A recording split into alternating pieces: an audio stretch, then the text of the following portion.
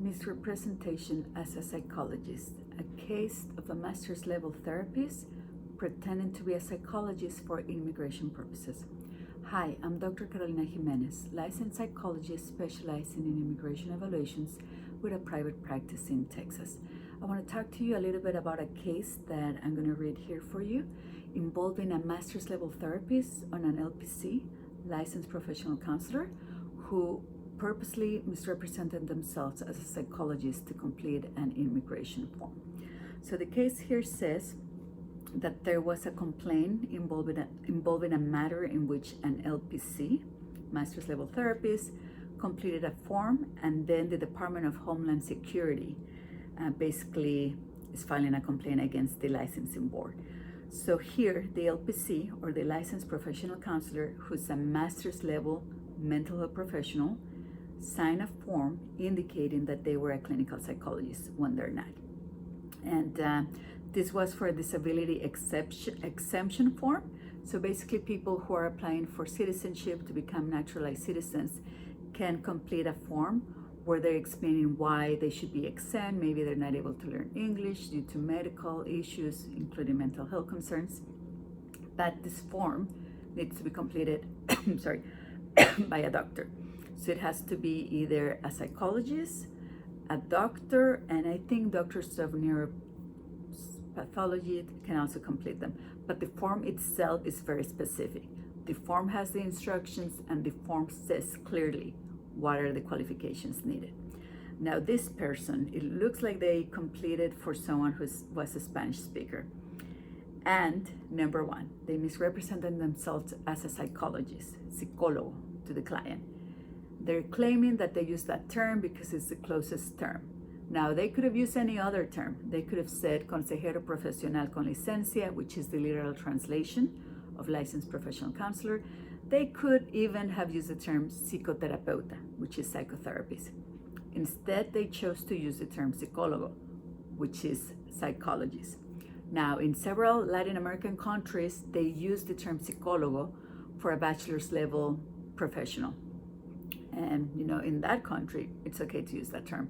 Other countries, you need to have a master's, but in the United States, and check your state's licensure requirements, you have to be a doctor. In Texas specifically, it has to be a PhD or a PsyD. In my case, I have a bachelor's in psychology, then I have a master's in clinical psychology, and a PhD in counseling psychology. I used to practice as an LPC, as a licensed professional counselor at the master's level education. I never misrepresented myself as a psychologist or psicólogo when I was not. It was always an LPC. Now I went back to school, I got more training, I went through the licensing process, the state of Texas granted me a license, I'm a licensed psychologist. If you look up my name, actually in the licensing board, you're gonna see two different licenses. One that expired, that I retired as a master's level therapist, and one that it's current and in good standing, it expires next year. So always check that the license is current and in good standing. So being trained in the United States, you know the difference. You know you're not a psychologist. You were trained here. You got your license as an LPC.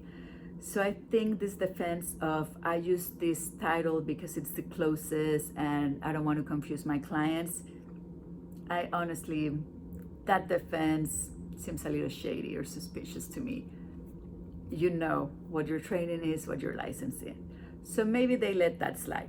But then, since the form says specifically that you have to have a license, this person could not negate that. They actually admitted that they completed this form when they weren't allowed to, and that they misrepresented themselves as a psychologist when they weren't. They actually provided their license number as an LPC, as a licensed professional counselor, knowing that they don't have a license as a clinical psychologist. So I myself don't complete these forms because of that technicality, even though I have a license as a psychologist, because my PhD is in counseling psychology, I'm not taking chances. So because I'm not a clinical psychologist, even though I have the same training, I went through the same licensing requirements, I'd rather not do that. And actually my husband is also a psychologist. He has a PhD in clinical psychology. So for him, he could in theory complete this. He chooses not to.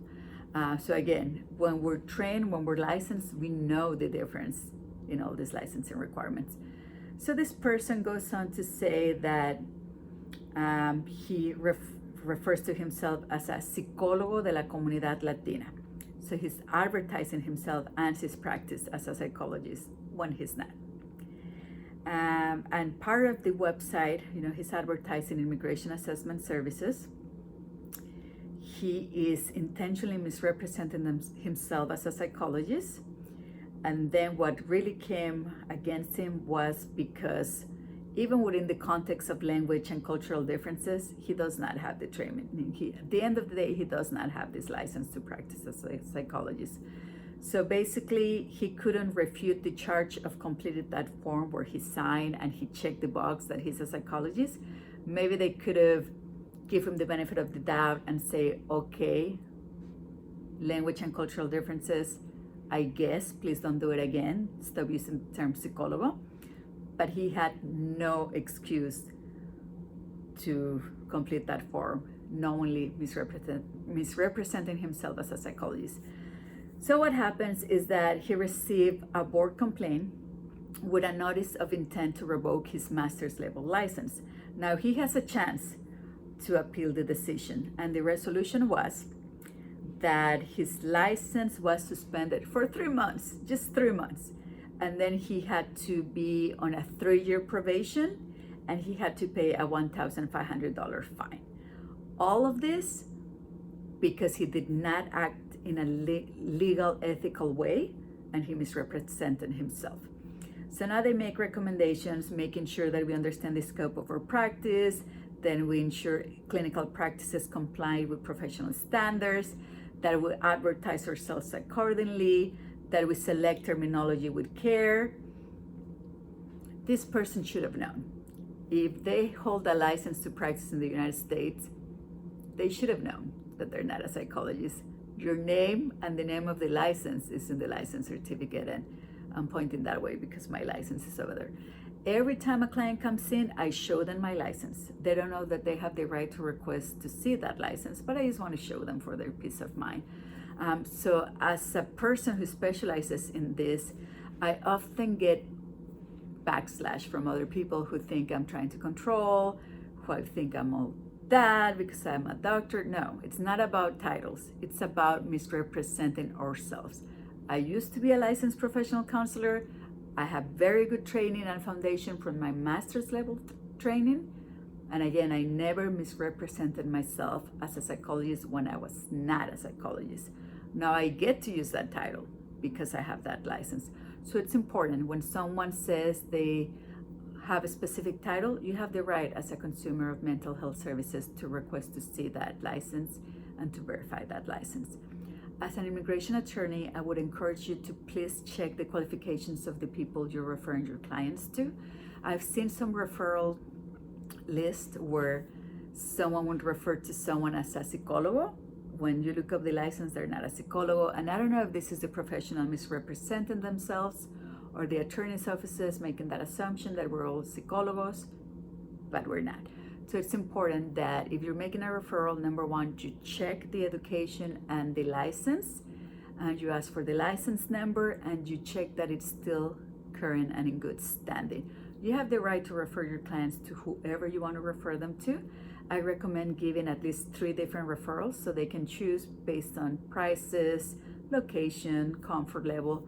It's good for them to have different options, and then they decide who they want to work with. But it's a big responsibility. It's something that I don't take lightly. I try to focus only in 6 cases. I only work with adults. I don't work with children because I'm trying to develop an expertise. It's already a difficult, challenging job. When you're called to testify in court, the first thing they're going to ask or they try to imply is that you're being bought, you're being paid for your services, so therefore you're going to give the attorney whatever they want. That's not the case. The best thing I can do for my clients is to practice ethically, to practice within the scope of my license and training, and to have objective evaluations. Not every evaluation is going to produce a favorable outcome. Every case is different. My job is to be objective, to follow the standards of my practice, and make recommendations accordingly. Now, it's nice when the attorney likes the reports and it makes their case easier. That's not always the case. And I cannot be pressured by an attorney. I cannot try to help someone, because then I'm going to jeopardize the hundreds of cases that I work with. And it's a difficult position to be with. I get questioned. So you go to court, you testify. The first thing they want to imply is that, oh, you're bought. You're going to say whatever because they're paying you, which is ironic. And I think that's a lazy argument to make, because everyone else gets paid. Everyone else gets paid for their professional services. The attorneys, even the people who work for immigration, are being paid. They get a salary. So I guess they expect me to be the only one not getting paid for her time, training, expertise, and education. It really doesn't make sense. But it's the first thing they go to. So if you are a client, if you're considering conducting a psychological evaluation for your case, please make sure to ask the training, experience, education, and qualifications of the person you might work with. Don't go just based on prices. Prices will vary depending on training, experience, and qualifications. Don't think that someone is charging you more just because they can. It's usually there's a reason, so make sure you ask. Also ask how many cases they work with, how many years they conducted immigration evaluations, and have all the information so you can make the best decision for your case. I have 20 years of experience working with immigrants. I've been a psychotherapist under a master's level. Well, actually, I've been working with immigrants since 1998, so over 20 years of experience. I held my master's level license since 2003, so that's 20 years. Then as a psychologist, I think it's about 10 years. And then in private practice, full private practice, only immigration evaluations, it's been 6.5 years. And I conducted more than 900 cases. So I feel pretty comfortable with my level of experience, training, and I'm constantly taking continuing education. I want to keep learning and growing and perfecting my expertise. Don't feel uncomfortable. I know it's hard to ask these questions. I know as a client, you might trust the attorney, but at the end of the day, it's your case. You have the right to decide who you feel comfortable working with.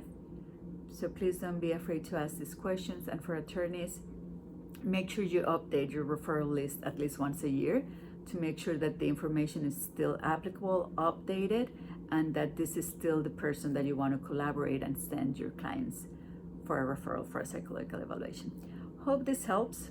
And Dr. Jimenez signing out. See you next time.